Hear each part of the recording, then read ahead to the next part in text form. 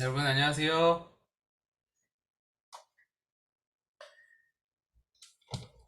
반갑습니다. 안녕하세요. 기도하고 우리 1학기 마지막 모임을 시작하도록 하겠습니다. 기도하겠습니다.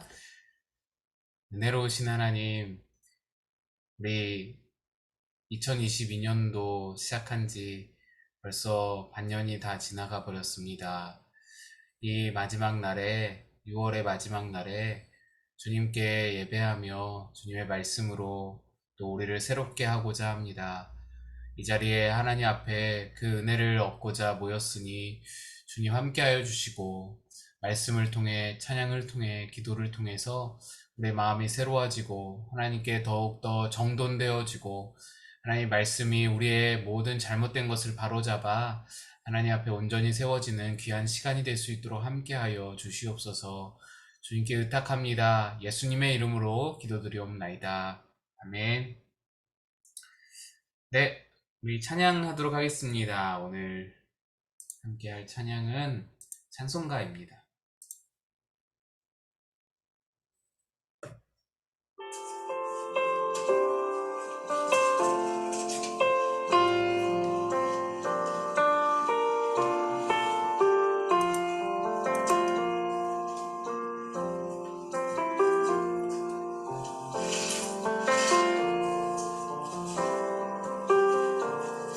주 안에 있는 나에게 단 근심이 있으랴.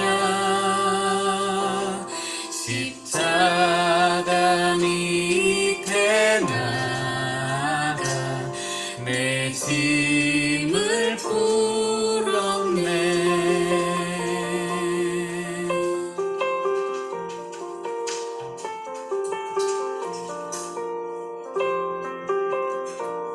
주 안에 있는 나에게 단 근심이 있으랴. 십자가 밑에 나가 내 짐을 풀었네. 주님을 찬송하면서 할렐루야 할렐루야. 내 앞길 멀고 험해도 나 주님만 따라가리.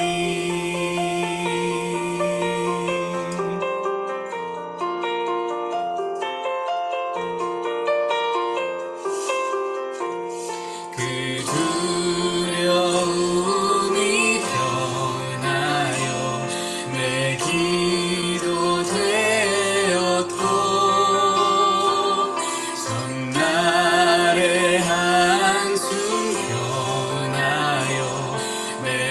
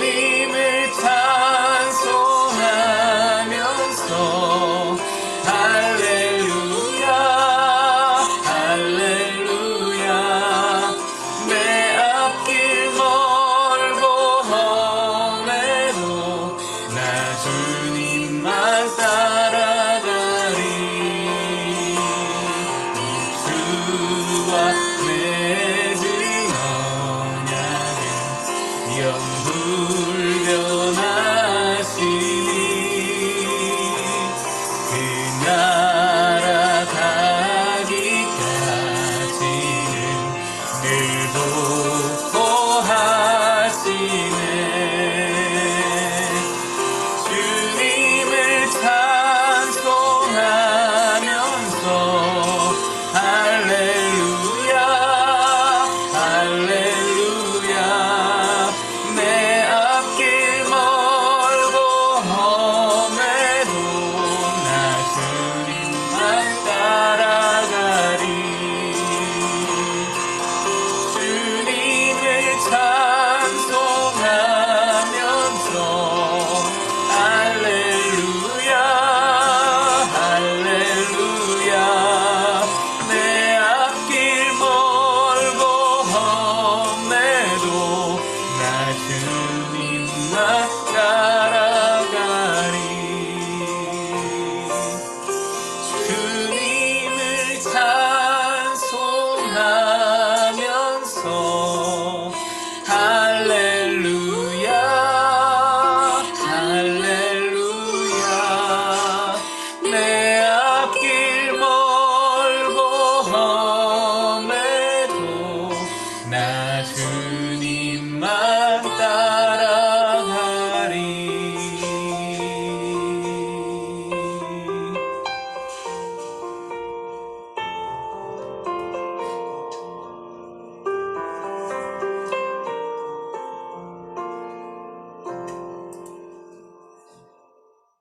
아멘.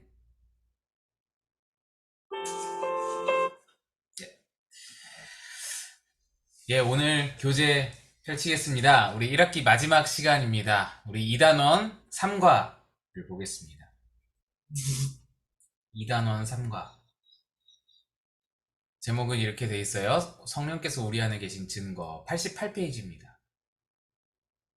우리 말씀 한번 읽어보겠습니다. 로마서 8장 16절 말씀 함께 읽겠습니다. 시작. 성령이 친히 우리의 영과 더불어 우리가 하나님의 자녀인 것을 증언하시나니. 예, 제가 읽겠습니다. 부활하신 예수님께서는 성령으로 우리 안에 와 계십니다. 여러분, 임마누엘이라는 말이 있잖아요. 임마누엘.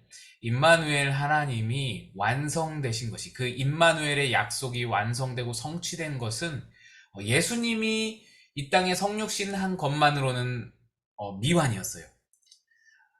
예수님이 이 땅에 성육신 한 것은 반절이 성취된 것이었어요. 예수님이 모든 사람의 안에 함께 하시지는 못했잖아요. 솔직하게 예수님이 시간과 공간의 제약을 받으면서 인간의 육신으로 계시기 때문에 이스라엘에 계시면서 동시에 한국에 있는 우리의 조상들과는 함께 하지 못했단 말이죠. 알지도 못했고 우리 조상들은. 그러니까 그거는 반절짜리였어요. 그런데 예수님이 십자가에 못 박히시면서 죄의 문제를 해결하시고서 그 다음에 성령이 우리 안에 강림하시면서 진짜 임마누엘, 진짜 완벽한 임마누엘이 이루어진 겁니다. 예수를 믿는 자마다 성령이 우리 안에 계시면서. 그런데 계속 읽겠습니다. 그러나 안타깝게도 많은 그리스도인이 함께 하시는 예수님을 분명히 알지 못합니다. 그것은 성령께서 우리 안에 계신 증거를 정확히 알지 못하기 때문입니다. 성령께서 내주하고 계신 사람은 어떤 증거를 가지고 있을까요? 우리가 지난 시간에 그런 이야기 나눴었죠. 우리는 자꾸 증거를, 성령이 우리 안에 계신 증거, 예수님이 우리와 함께 하신 증거를, 임마누엘의 증거를 뭐에서 찾으려고 하냐? 자꾸 체험에서, 어떤 느낌에서 찾으려고 한다. 성령이 막 뜨겁게 임하는 느낌, 막 눈물이 터지고 방언이 터지는 느낌, 그 느낌에서 뭔가 우리가 하나님이 나와 함께 계시다라는 것을 확인하고 싶어 한다. 그러나 그것은 잘못된 방법이다 그랬죠. 체험 역시 이제 반절짜리다. 체험으로 하나님을 느낄 수 있어요. 그런데 체험은 계속해서 우리에게 있을 수가 없기 때문에 체험이 끝나는 순간에 불안이 찾아오고, 체험이 끝나는 순간에 의심이 찾아오잖아요. 하나님 내 안에 계신 거 맞나? 그래서 우리에게 좀 더 확실한 어떤 증거가 필요한데, 그것이 바로 하나님의 약속, 하나님의 말씀인 거예요. 임마누엘의 약속이 성취된 것으로 그것이 증거가 되는 거예요. 근데 우리가 좀 더 확실한 말씀들을 오늘 살펴보겠습니다. 첫 번째로 예수님을 주님으로 고백하는 것, 그것이 성령이 우리 안에 계신 증거다. 이 말씀이 우리에게 증거해 주시는 거예요. 질문을 보시면 고린도전서 12장 3절과 요한일서 4장 15절에서 예수님을 주라고 고백하는 것은 누구 때문이라고 했습니까? 우리 말씀을 한번 찾아볼게요. 제가 화면을 띄워드리겠습니다. 고린도 12장 3절 말씀 같이 읽어보겠습니다. 시작. 그러므로 내가 너희에게 알리노니 하나님의 영으로 말하는 자는 누구든지 예수를 저주할 자를 하지 아니하고 또 성령으로 아니하고는 누구든지 예수를 주시라 할 수 없느니라. 요한일서 4장 15절도 함께 보겠습니다. 읽습니다. 시작. 누구든지 예수를 하나님의 아들이라 시인하면 하나님이 그의 안에 거하시고 그도 하나님 안에 거하느니라. 예, 아멘이시죠? 네, 네. 우리 안에 지금 예수님을 주라고 고백하는 것은 누구 때문이냐? 성령 때문이라는 겁니다. 그러니까 우리가 예수님을 주라고 고백할 수 있다면 그게 우리 안에 예수님이 계신 증거라는 거예요. 또 다른 체험이 필요 없다라는 겁니다. 또 다른 체험으로 우리 안에 예수님이 계시는 것을 자꾸만 확인할 필요가 없다는 거예요. 체험에 중독된 사람들을 보면 계속해서 체험을 끊임없이 원하잖아요. 그러다가 이제 신앙이 망가지는 것을 자주 볼 수 있는데, 교회를 떠나고 자꾸만 체험이 있는 곳으로 나아가게 되는 것을 보게 되는데, 그럴 필요가 없다는 거예요. 체험이 아니라 말씀이 우리에게 증거한다. 하나님이 우리 안에 계시다는 것을, 내가 예수님을 주라고 고백할 때 우리 안에 성령이 계신 것이다. 말씀이 명확하게 증거해 주는 겁니다.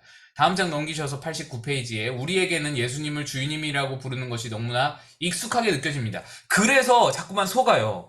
주님이라 부르는 것이 아무것도 아닌 것처럼 느껴져요. 능력이 아닌 것처럼 느껴져요. 그건 그냥 우리가 주님이라고 부르는 거, 그냥 내 입술이 주님이라고 말하는 거 같아 보여서 내 안에 성령이 하시는 일이라고 전혀 느껴지지 않습니다. 그래서 이 고백이 특별해 보이지 않습니다. 그러나 실상 예수님을 주님으로 고백하는 것은 평범한 일이 아닙니다. 그것은 우리의 의지나 결단에 의한 것이 아니라 우리 안에 계신 성령의 역사입니다. 이걸 잘 알아야 돼요. 불신자들은 예수님을 주님이라고 부르지를 못합니다.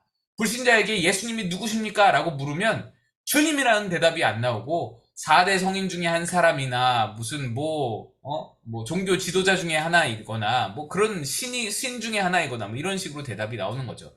나의 주님이십니다 라고 고백할 수는 없습니다. 왜냐? 불신자들 안에는 예수님께서 주님이라고 믿게 하실 성령이 계시지 않기 때문입니다. 여러분, 그래서 우리가 때로는 주님을 떠나서 방탕하게 살 때도 있잖아요. 교회를 떠나서 방황하면서 살 때가 있어요. 세상과 짝하여서 예수를 믿는다면서도 세상과 짝하여서 세상과 놀아나고 그럴 때가 있잖아요. 그런데 그런 가운데서도 우리가 때로는 어려움을 닥친다거나 어려움이 우리에게 다가온다거나 무슨 어떤 일이 있을 때 습관적으로라도 주님, 주여 기도하잖아요. 이것이 성령이 계시다는 증거예요. 그렇게 우리가 입술로 주님을 고백할 수 있다면 성령님이 여전히 계시다는 증거입니다. 그러니 다른 생각할 필요 없어요. 성령이 내 안에 계시니까 내가 돌아가기만 하면 되는구나. 이것을 결정하면 되는 겁니다. 성경에서 그런 말씀들 이제 있잖아요. 성령을 회방하는 죄는 용서받지 못한다. 예, 그런 말씀이 있습니다. 몇 군데 나오는데요. 성령을 회방하는 죄가 용서받지 못한다라는 이유는 그 성령이 하시는 역사를 우리가 막 방해하고 회방한다는 그런 의미가 아니고요. 예수님을 주님으로 고백하지 못하는 것이 성령을 회방하는 죄입니다. 성령이 내 안에서 예수를 주라고 고백하라고 일하고 계시는데, 역사하고 계시는데 내가 그걸 닫는 거예요. 예수를 주라고 고백을 안 하는 거예요. 그렇기 때문에 그게 성령을 회방하는 죄가 되는 겁니다. 그러니까 예수님을 믿지 않으면 그게 성령 회방죄예요. 다른 거 아닙니다. 자꾸 다른 걸로 말하는 분들 계시는데 그렇지 않습니다. 성령 회방죄는 예수님을 믿지 않는 것이다. 그래서 용서받지 못하는 거예요. 우리 지문을 읽겠습니다. 세례받는 성도가 세례 간증을 하면서 자신도 놀라워하는 것을 보았습니다. 세가족 10주 양육 중 9주까지도 예수님이 저의 죄를 지시고 십자가에 죽으셨다는 것도, 제가 완전히 용서받았다는 것도, 지금 죽어도 천국에 갈 수 있다는 것도 확실히 믿어지지 않았습니다. 양육해주신 집사님이 양육 첫날에 영접기도 하시겠어요? 하시는데 하나님을 떠나 방황을 했다느니, 뭐 죄인이라느니, 이제 당신은 주님의 자녀가 됐다느니 하는 말투가 가슴에 와닿기는커녕 반감만 생겼습니다. 또 사람들이 그런 말을 진정으로 믿는 걸까 하는 의심도 들었습니다. 그런데 마지막 양육을 받던 날, 10주 중에 마지막 10주차가 된 거예요. 오늘 우리처럼. 하나님, 저는 당신을 떠나 방황했습니다 라는 말을 채 이어가지도 못하고 목이 메어 너무도 많이 울었습니다. 성령의 역사죠. 그 순간부터 모든 복음이 정말 다 믿어지더라는 것입니다. 성령께서 행하신 기적입니다. 예수님을 주님이라고 부른다는 것은 엄밀히 말하면 순교의 상황에서도 예수님을 주님이라고 부를 수 있다는 뜻입니다. 초대교회 성도들은 로마 황제를 주님이라고 부르지 않는다는 이유로 엄청난 박해를 받았습니다. 죽임당할 위기를 겪었고 실제로 많은 사람이 순교했습니다. 그러나 그들은 그런 박해에도 불구하고 로마 황제를 주님이라고 부르지 않았습니다. 그들에게 주님은 오직 한 분, 예수님 뿐이셨기 때문입니다. 로마의 요구는 로마 황제를 주님으로, 오직 주님으로 고백하라는 것이 아니었어요. 예수님도 주님이고 로마 황제도 주님으로 여겨라, 이런 어떤 입장이었어요. 왜냐하면 로마는 다신교거든요. 제우스도 주님이고 로마 황제도 주님이고 이렇게 고백하면 다 잘 된다, 괜찮다. 너희 1년 12달 중에서 딱 하루만 와서 로마 황제에게 제사를 드려라. 그러면 황제 숭배로 인정해줘서 우리가 표를 주겠다, 이런 식이었어요. 그런데 우리 초대교회 선조들은, 믿음의 선조들은 그걸 거부한 거예요. 예수님도 주님이고 로마 황제도 주님이라는 말을, 그걸 안 하겠다고 거절한 거예요. 1년에 한 번만, 하루만 로마 황제 신상 앞에 와서 절하는 걸, 그걸 거절한 거예요. 왜냐하면 우리의 주님은 오직 예수님이시기 때문에. 이 믿음은 스스로 생기는 것이 아니에요. 내가 믿어야지 결단해야 생기는 게 아니에요. 성령께서 우리 안에 계셔서 역사하셨기 때문에 가능한 겁니다. 그리스도인 안에 역사하시면서 믿음을 붙들어 주시는 것입니다. 그렇기 때문에 어떤 상황에서도 예수님을 주님이라고 믿음으로 고백할 수 있는 것은 성령께서 자기 안에 거하신다는 확실한 증거입니다. 네, 여러분이 기도하실 때 주여 하신다면, 주님 하신다면, 성령이 내 안에 계시구나, 성령이 내 안에서 역사하시는구나, 이걸 믿으시면 됩니다. 이렇게 생각하시면 됩니다. 넘어가서요, 우리 91페이지 두 번째 증거, 하나님을 아버지라고 부릅니다. 내 안에 성령이 계시면 하나님을 아버지라고 부르게 된다는 겁니다. 비슷하지만 조금 달라요. 로마서 8장 15, 16절을 보겠습니다. 제가 띄워드릴게요. 로마서 8장 15, 16절입니다. 함께 읽습니다. 시작. 너희는 다시 무서워하는 종의 영을 받지 아니하고 양자의 영을 받았으므로 우리가 아빠 아버지라고 부르짖느니라. 성령이 친히 우리의 영과 더불어 우리가 하나님의 자녀인 것을 증언하시나니. 아멘. 제가 이 지문을 읽을게요. 당신이 하나님을 아버지라고 부르고 있다면 그것은 바로 당신 안에 성령께서 계시다는 증거입니다. 성령이 계신 것을 확인하기 위해, 내 안에 성령을 모시기 위해, 하나님을 내 안에 임재를 모시기 위해서 어떤 특별한 체험을 하고 어떤 특별한 예배에 가야 되고 어떤 특별한 안수기도를 받아야 되고 그런 게 아니라는 거예요. 내가 하나님을 아버지라고 부를 수 있다면 그것이 내 안에 성령이 지금 살아 역사하시다는 증거다. 성령을 받지 못한 사람들은 절대로 하나님을 아버지라고 부르지 못합니다. 구원받은 자에게는 양자의 영이 역사하고 있지만 불신자에게는 무서워하는 종의 영이 역사하고 있기 때문입니다. 야고보서 2장 19절에 보면 귀신들도 하나님을 안다고 했습니다. 하나님을 알지만 무서워 떤다는 것입니다. 그렇죠. 우리 예수님이 그 복음서에 사역하시는 장면도 보면은 귀신들을 축기하실 때에 귀신들이 예수를 알아봅니다. 사도 바울이 축기할 때에도 그 귀신들이 사도 바울을 알아봅니다. 사도 바울도 알고 예수님도 아는데 그것을 흉내내는 사람에게는 넌 누구냐, 이렇게 귀신이 물어보죠. 그러니까 귀신도 예수님을 알고 귀신도 예수님이 그 안에서 역사하시는, 성령이 역사하시는 사람을 알아본다라는 거예요. 귀신이 하나님을 알아요. 그런데 그 알미랑 우리가 하나님을 아는 알미랑 차이가 무엇입니까? 귀신은 하나님을 알면서 두려워 떨기만 합니다. 하나님과 관계가 없는 거예요. 관계가 형성돼 있지 않아요. 그냥 아는 거예요. 그런데 우리는 다르죠. 우리는 관계가 형성돼 있어요. 관계가. 어떤 관계냐? 그 관계가 무엇이냐? 바로 아버지와 아들이라는 관계. 이거는 내가 맺은 게 아니에요. 우리 지난 설교에서도 배웠죠? 하나님이 우리를 낳으신 거예요. 우리를 선택하고 결정해서 관계를 하나님이 맺으셨어요. 하나님이 끈으로 우리를 아들로서 묶으신 거예요. 이게 양자의 영이 역사한다라는 것입니다. 그래서 우리 안에 하나님이 아버지로 믿어져요. 하나님을 아버지라고 부르게 돼요. 하나님, 내가 하나님의 아들이잖아요 라고 말하게 되는 거예요. 그래서 하나님이 두려울 때도 있죠. 우리 지난주 설교처럼 하나님이 매를 드셔서 무서울 때도 있어요. 그 매가, 그 징계가 아플 때도 있어요. 그런데 그럼에도 불구하고 하나님께 다시 찾아가는 거예요. 하나님께 다시 나아가게 되는 거예요. 하나님 내 아버지니까. 아빠는 내 한 분밖에 안 계시니까. 그분께 나아가게 되는 거예요. 우리는 너무 어려서부터 이 율법적인 교육을 많이 받아와서 그런지 하나님을 막 무서워하기만 합니다. 종의 영이 좀 가득한, 종의 영이 좀 많은 그런 우리의 마음이 있어요. 그럼 종의 영은 율법 시대의 영이에요.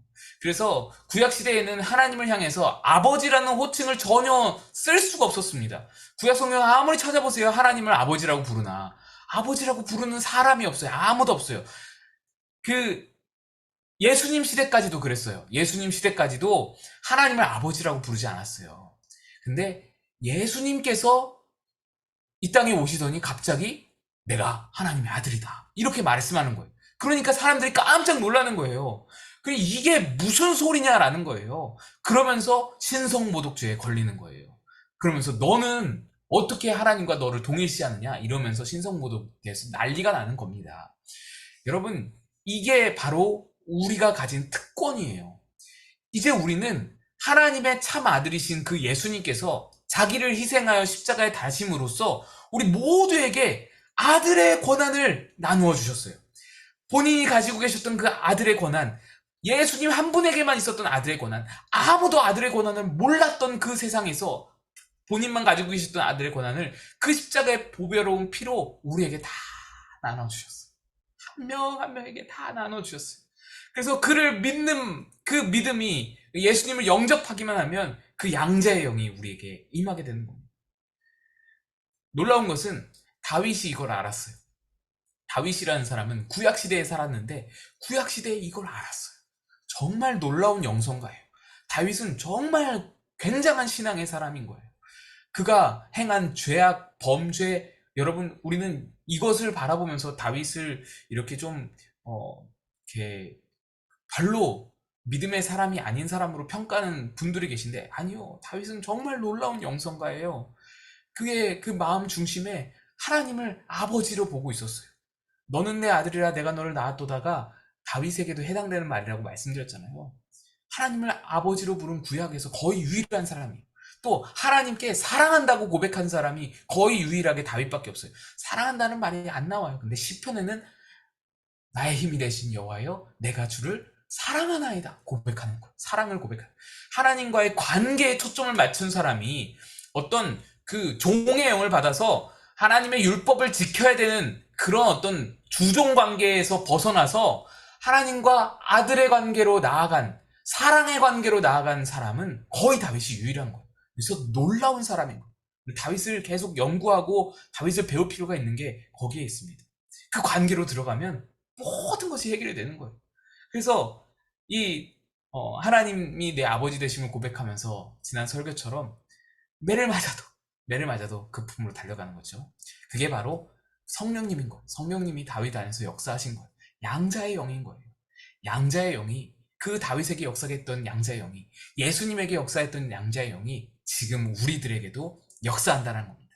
그러니 아까 주여와 마찬가지로 하나님을 아버지라고 부를 수 있다면 내가 지금 어마어마한 막 나쁜 짓을 하고 내가 주님을 떠나가지고 막 방탕한 삶을 살고 있고 내 삶이 정말 한심스럽게 짝이 없는 그런 삶이라고 할지라도 내 입술에서 아버지라고 나온다면 지금 내 안에 성령이 계시다. 그걸 느낄 수 있다면 금방 회복하는, 금방 일어나는 거. 바닥을 쳤어도 다시 일어날 수 있는 거. 여러분 이 믿음이 우리 안에 있어야 할 것입니다. 넘어가서요. 세 번째로 하나님께서 주시는 은혜를 깨닫습니다. 우리 92페이지에 나와있죠. 고린도전서 2장 12절을 보겠습니다. 제가 띄워드릴게요. 고린도전서 2장 12절 읽겠습니다. 시작. 우리가 세상의 영을 받지 아니하고 오직 하나님으로부터 온 영을 받았으니 이는 우리로 하여금 하나님께서 우리에게 은혜로 주신 것들을 알게 하려 하심이라. 네, 성령이 하나님으로부터 온 영이 우리로 하여금 은혜를 알게 한다라는 거예요. 은혜를 은혜로 느끼게 하신다라는 겁니다. 지문을 읽겠습니다. 예수님을 믿지 않는 사람들은 세상의 영으로 살아갑니다. 그렇기 때문에 그들을 세상 사람이라고 말하는 것입니다. 세상 사람은 세상의 영이 역사하는 곳에서 기쁨과 행복을 느낍니다. 여러분, 이거 정말 그렇죠. 세상 사람들이 기뻐하고 즐거워하고 행복해하고 만족해하는 것들 다 모든 것이 뭐냐면 세상의 영이 역사하는 그 부분들이란 거예요. 세상의 영이 야 이거 즐겁지 이리 와봐 이리 와봐. 물론 우리가 그것들을 뭐 다 끊어버리고 그래야 된다는 거 아니에요. 세상의 영은 그것을 즐거움을 느끼게 하면서 더 깊은 곳으로 끌고 가죠. 더 깊은 죄악으로 그것을 맛배기로 보여주면서 그 즐거움을 맛배기로 보여주면서 야 즐겁지 즐겁지 그래 그래 더 들어와 더 들어와 더 들어와 하면서 계속해서 우리를 끌고 들어가는 거죠. 그래서 뭐 우리가 뭐 아예 세상 문화를 다 끊어야 된다. 뭐 영화도 보지 말고 노래도 듣지 말고 뭐 그런 게 아니라 음식도 다 먹지 말고 뭐 그런 게 아니라 그것을 우리가 즐길 수는 있되 세상의 영을 분별하여 볼 수는 있어야 되는 거예요. 그들이 즐거워하는 것이 마냥 우리의 즐거움이 되어서는 안 되고 그 즐거움보다 훨씬 더 큰 기쁨과 즐거움이 우리에게 있다는 것을 항상 잊지 말아야 되는 거예요. 네, 계속 읽겠습니다. 세상의 영이 역사하는 곳에서 기쁨과 행복을 느끼지만 하나님의 은혜에 대하여는 깨닫지도 못하고 즐거워하지도 않습니다. 이게 우리 즐거움이죠. 그러나 그리스도인들은 하나님께로부터 온 영을 받았기에 하나님께로부터 오는 은혜를 깨닫고 즐거워합니다. 즐거워한다라는 표현이 어떻게 들리실지 모르겠지만 우리가 그걸 원하잖아요. 은혜 받기를 원하잖아요. 갈망이 있잖아요. 아, 오늘 말씀을 통해서 은혜 받았으면 좋겠다. 나 기도 좀 하고 싶다. 기도하면서 좀 은혜 받았으면 좋겠다. 오늘 찬양 가운데 은혜를 받았으면, 우리에게 갈망이 있잖아요. 그거를 원한다는 것 자체가 거기서 즐거움을 맛봤다라는 것이죠. 당신이 예배를 드릴 때나 말씀을 들을 때 은혜롭다고 느낀 적이 있다면 그것은 당신 안에 은혜를 깨닫게 하시는 성령께서 계시다는 증거라. 지문을 읽어보겠습니다. 한 기독교 연구에서 예수 믿지 않는 대학생들에게 몇몇 큰 교회에 가서 예배를 참관한 뒤에 리포트를 작성하게 했습니다. 이게 무슨 일인지 모르겠어요. 예수를 믿지 않는 사람들에게 큰 교회마다 가서 예배를 드리게 한 뒤에 리포트를 작성하게 한 거예요. 그런데 이 대학생들의 보고서에는 설교가 은혜롭다고 정평이 나 있는 교회일수록 감동을 못 받았다고 기록되어 있습니다. 당연하죠, 이게. 연구소는 그 결과를 가지고 말씀의 은혜가 없는 것이 한국교회의 큰 문제라고 분석했습니다. 이게 왜 이런 일을 하셨는지 모르겠지만, 네, 잘 모르겠습니다. 넘어가서요, 우리 몇 페이지죠? 93페이지. 비기독교인 대학생들을 통해 한국교회 강단을 평가해 보는 것도 뭐 어떤 의미가 있을 수 있습니다. 그러나 그들이 은혜 받지 못했다고 한국교회 강단에 은혜가 없다고 평가하는 것은 어리석은 일입니다. 왜냐하면 그들 안에는 은혜를 깨닫게 하는 성령이 계시지 않기 때문입니다. 성령께서는 하나님의 은혜라고 깨닫지 못하던 많은 것이 은혜임을 깨닫게 하십니다. 여러분, 좋은 경치의 자연을 바라보면서 참 경치가 좋다. 야, 참 좋다. 이렇게 하고 끝나지 않잖아요. 우리는 마음속으로라도 또는 우리가 입술로 드러내어서 하나님이 참 신묘막측하시다. 하나님이 지으신 세상이 참 아름답다. 하나님의 은혜가 고백되잖아요. 하나님께서 지으신 세상을 보면서 하나님의 은혜가 고백된다고요. 그러면 그것이 우리 안에 성령이 하시는 일이다. 그래서 성령 충만하면 모든 사물에서 우리 생활 중에 있는 모든 사물과 모든 일들 가운데서 하나님을 느낍니다. 하나님을 만나요. 하나님의 음성을 들어요. 모든 사물, 모든 만물에서 감사를 찾을 수 있어요. 은혜를 받는 거예요. 작은 일에서도 은혜를 받는 거예요. 하나님을 느끼는 거예요. 여러분, 예수님이 그러셨어요. 예수님이 갈릴리 해변에서 이제 그 옥토가 쫙 깔려 있거든요. 갈릴리는 사실 바다가 아니라 호수잖아요. 그러니까 민물이에요. 그러다 보니까 그 주변에 아주 그 옥토가 잘 발달되어 있어서요. 이게 잘 쫙 펼쳐져 있는데 거기에 씨 뿌리는 농부들이 씨를 뿌리고 있어요. 그런데 그 곁을 예수님이 제자들과 걸어 지나가시는 거예요. 그럼 지나가시다가 그 광경, 그 씨 뿌리는 광경을 보면서 보통 사람들은 아, 씨 뿌릴 때가 됐나 보다. 아, 그럴 철이 왔나 보네. 그러죠. 그런데 예수님은 그 씨 뿌리는 그 모습을 보면서 그 씨가 떨어지는 밭을 보면서 하나님의 나라가 생각이 나십니다. 그래서 4가지 땅에 떨어진 씨의 비유를 말씀하기도 하고 밭에 감추어진 보물 이야기를 말씀하시기도 하고 가라지 비유를 말씀하시기도 하고 겨자씨 비유를 말씀하시기도 하고 날마다 그 광경을 바라보시면서 하나님 나라가 각각 다른 모양으로 계속해서 생각이 나시는 거예요. 이게 성령 충만이에요. 성령 충만. 날마다 그 광경을 바라보시면서 은혜를 받는 거예요. 아, 그래. 하나님 나라가 저렇지. 아, 그래. 하나님 마음이 저렇지. 이걸 느끼시는 거예요. 어느 날은 그 갈릴리 호수에서 그물 깁는 어부를 보세요. 근데 그걸 보고도 예수님은 하나님 나라가 생각나세요. 그래서 하나님 나라는 그물과 같다. 이런 말씀하시고 하나님 나라는 진주를 구하는 상인과 같다. 이런 말씀도 끊임없이 이런 것들을 생각을 하시는 거예요. 이걸 우리식으로 말하면 어떤 거냐면 저기 지나가는 지하철은 하나님 나라와 같다. 이런 거예요. 또 이 스마트폰을 보면서 이 스마트폰은 하나님 나라와 같다. 이런 거예요. 너무나 일상적인 것, 지극히 우리 곁에 있으면서 너무나 일상적인 것들을 보면서 예수님은 하나님 나라를 발견하고 은혜를 받으셨어요. 하나님 말씀을 발견하고 은혜를 발견하셨어요. 이게 바로 성령이 충만한 상태예요. 모든 것에서 성령께서 은혜를 발견하도록 눈을 열어주시는 거예요. 귀를 열어주시는 거예요. 그래서 작은 것 하나하나가 그냥 지나가는 게 없는 거예요. 다 하나님의 은혜로 다가오는 거예요. 그래서 기쁜 거예요. 그래서 행복한 거예요. 그래서 다른 걱정 근심이 없어지는 거예요. 날아가는 새가 노래하는 게 하나님을 찬양하는 듯이 느껴지는 거예요. 별이 지나가는 것이, 별이 떠오르고 지나가는 것이 그게 다 하나님의 섭리와 손길로 느껴지는 거예요. 그래 하나님의 충만하신 은혜가 날마다 샘솟는 거예요. 이게 바로 성령 충만인 거예요. 성령이 하시는 일이다. 성령께서는 하나님의 은혜라고 깨닫지 못하던 많은 것이 은혜임을 깨닫게 하십니다. 가족도, 교회도, 교인의 존재도, 직장도, 평범한 것들 중에 감사를 느끼게 되고 심지어 고난마저도, 고난 중에도 성령님이 우리 안에서 역사하시면 그 고난도 하나님의 섭리네, 하나님의 은혜네, 하나님의 뜻이네 라고 발견되어지는 거예요. 그러니 여러분, 성령께서 우리 안에서 얼마나 중요한 일을 하십니까? 우리가 그 성령님께 계속해서 힘을 실어드리고 그 성령님이 우리 마음에, 우리 삶의 운전대를 잡기 시작하면 이 놀라운 삶이 펼쳐진다는 거예요.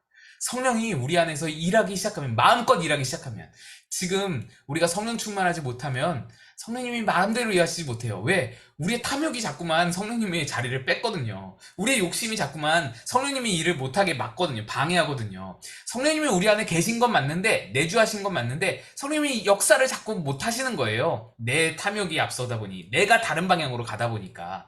그런데 성령님이 우리 안에서 충만하게 일하시면 이 놀라운 역사가, 이 놀라운 삶이 모든 것에서 은혜를 발견하고, 그래서 은혜가 충만한 삶이 펼쳐진다는 것이죠. 여러분, 이것을 잘 기억하고 우리 안에 계신 성령님께 힘을 실어드릴 수 있는, 우리 안에 계신 성령님께 자꾸만 우리의 주인의 자리를 내어드릴 수 있는 그런 올해 이 여름 7월 8월 다 되시고 또한 올해 하반기가 다 되시기를 주님의 이름으로 축복드립니다. 오늘 이렇게 우리 1학기 강의를 다 모두 마치도록 하겠고요. 우리 찬양하고 기도함으로써 우리 구연부임을 마치도록 하겠습니다. 아까 불렀던 찬양 함께 찬양하겠습니다.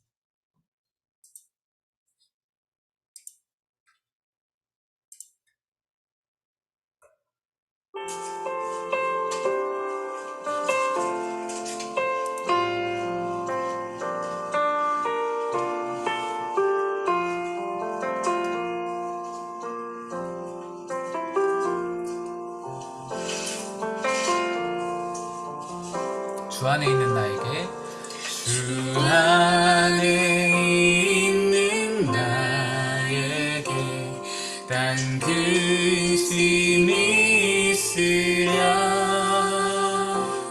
십자가 밑에 나가 내 짐을 풀었네.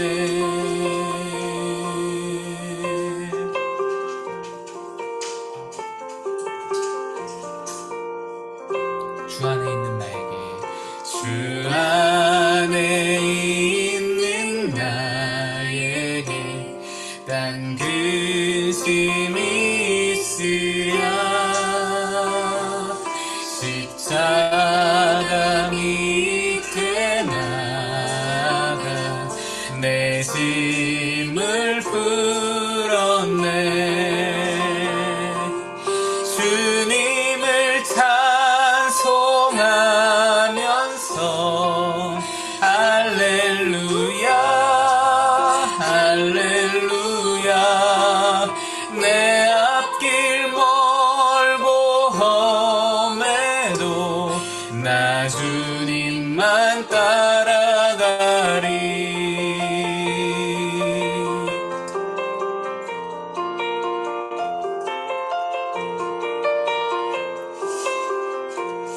그 두려움이 변하여 내 기도 되었고 전날의 한숨 변하여 내 노래 되었네. 주는 자비하셔서 늘 함께 계시고 내 궁핍함을 아시고 늘 채워주시네. 주님을 찬송하면서 할렐루야 할렐루야 내 앞길 멀고 험해도 나 주님만 따라가리. 주님을 찬송하면서 할렐루야 할렐루야 내 앞길 멀고 험해도 나 주님만 따라가리. 네, 기도하겠습니다.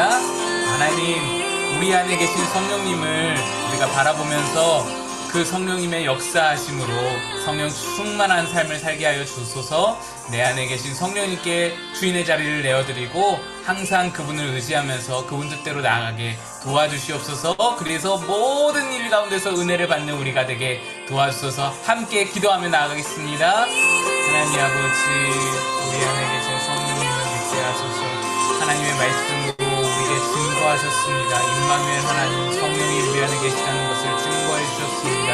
그 하나님의 증거를 가지고 우리 안에 계신 성령님께 더욱 힘을 실어드리며 우리 안에 계신 성령님이 마음껏 역사하시도록 마음껏 일하시도록 하나님 내 마음을 주님께 부탁드리며 내 운전대를 주님께 맡겨드리며 내 삶의 모든 주권을 주님께 맡겨드리며 주인 되신 하나님께 나아갈 수 있는 우리가 되게 도와주셔서 그리하여서 성령이 내 안에서 일하실 때에 역사하실 때에 하나님 우리 삶에 펼쳐진 모든 일들 가운데서 은혜를 받고 은혜를 뉘우치고 깨닫고 하나님 말씀을 깨닫고 하나님 만나고 하나님을 경험하는 놀라운 역사가 우리 삶의 날마다 순간순간마다 있을 수 있게 도와주시옵소서. 하나님께 부탁드립니다. 그런 우리 하반기 되게 하시고 그런 우리 영혼 강하게 되게 도와주시고 우리 모든 수고하신 구역자님들 신방부장님들 또 우리 모든 하나님 구역원들 한 분 한 분 지켜주시고 은혜 주셔서 하나님 이 하반기를 하나님 아버지께 맡겨드리고 주님의 은혜 가운데 살아가는 우리 하반기가 다 될 수 있도록 함께하여 주시옵소서. 인도하십니다.